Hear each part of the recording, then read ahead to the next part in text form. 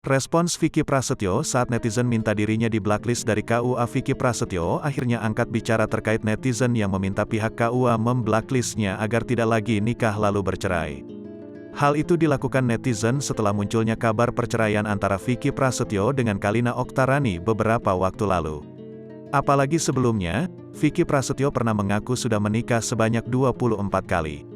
Ada ya, KUA bisa begitu ya, kata Vicky Prasetyo saat ditemui di Kebayoran Lama, Kamis, tanggal 27 Januari tahun 2022. Menurut mantan suami Angel Lelga itu, ucapannya perihal sudah 24 kali menikah hanya gimmick saat bersama Raffi Ahmad ketika mengisi acara di salah satu televisi swasta. Aku tuh bercandaan sama Raffi Ahmad di acaranya Oke Bos. Saya jadi asistennya waktu itu sama Raffi Ahmad. Kamu berapa kali menikah yang tercatat di KUA?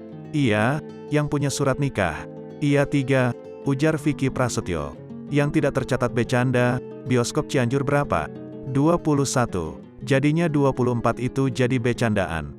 Akhirnya jadi rame, jadi gara-gara rumah tangga ada nikah yang ke-25, 26, tutur Vicky Prasetyo.